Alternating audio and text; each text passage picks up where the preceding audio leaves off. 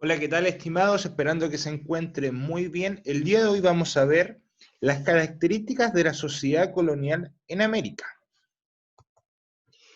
Primero que todo, chicos, hay que entender que la sociedad americana se compuso una estratificación estamental, o sea que se dividió la sociedad en distintos estamentos. Los estamentos principalmente se dividieron ¿por qué?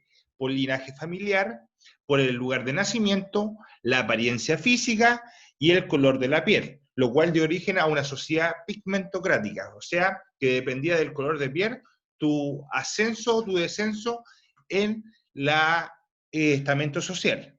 La sociedad que surgió en América tras la conquista pertenecieron a tres grandes grupos: los indígenas originarios de América, los españoles y los africanos y sus respectivos descendientes. Acá tenemos la estratificación social siempre se va a proyectar a través de una pirámide. Y esta pirámide no tiene ascenso ni descenso sociales, sino que usted nace en un estamento social, se muere en ese estamento social. Y acá tenemos los tres grupos principales que componían la sociedad americana, que eran los blancos, los españoles o criollos, los indígenas, que eran los aborígenes del continente americano, y por último, los africanos, que fueron traídos principalmente como mano de obra esclava desde el continente africano. Acá, importante tener en cuenta dos conceptos que formaron la sociedad americana. Uno es el mestizaje y el otro es el sincretismo cultural. El mestizaje se refiere a la mezcla biológica y cultural entre distintos grupos o etnias, de la cual derivan nuevos grupos que se caracterizan por sus particularidades físicas y culturales.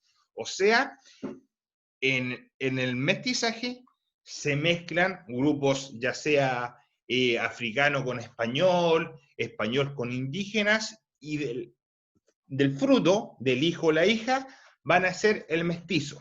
En América este proceso comenzó cuando los soldados españoles, la mayoría solamente hombres, tomaban a mujeres indígenas a través de la fuerza como parejas, de lo cual surgieron los primeros descendientes mestizos. Entonces el mestizaje va a ser la unión de un español con un indígena, de un africano con un indígena, de un español con un africano. Ese va a ser el mestizaje. Y el sincretismo cultural se refiere al proceso cultural en que dos o más culturas se influyen mutuamente.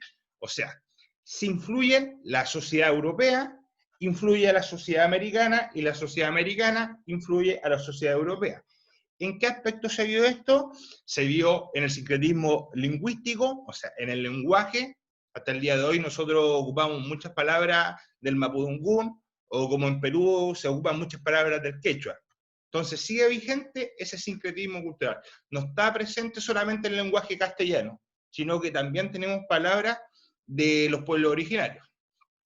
Se ve en el aspecto religioso, como tenemos en la imagen, que figuras originarias de América, pero adorando a la Virgen María. En los cultos, en las fiestas, en los dioses nativos y en las creencias cristianas, aspectos que facilitaron la evangelización indígena. O sea, la religión, el sincretismo cultural, facilitó el predominio del español sobre los indígenas. También en las comidas, como podemos ver en la imagen. Ahora vamos a ver la pirámide social de la América colonial.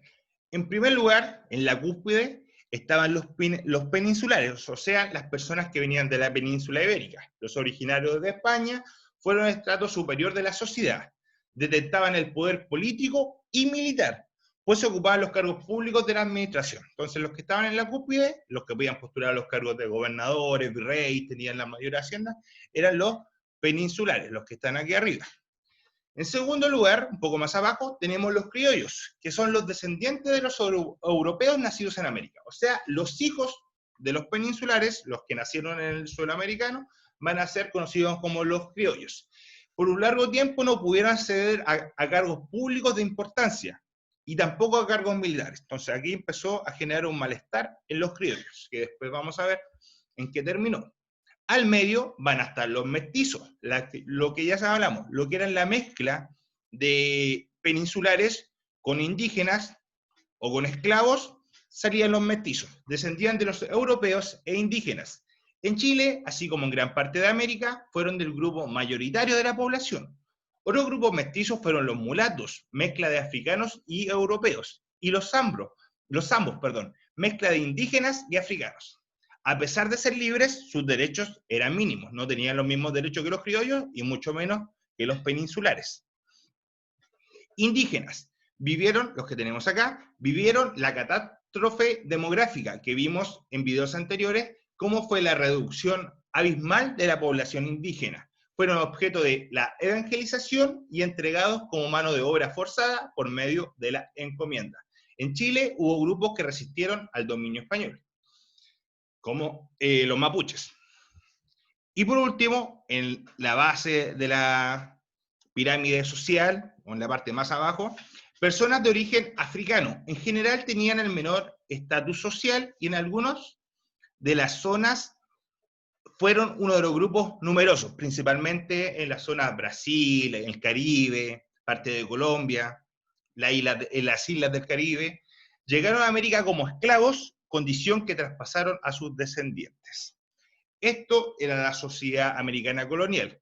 Esto recién va a cambiar cientos de años después, cuando se empieza a producir la independencia de las colonias en América. Eso es todo, amigos. Esperando que se encuentren muy bien. Saludos cordiales a sus familias y un abrazo gigante.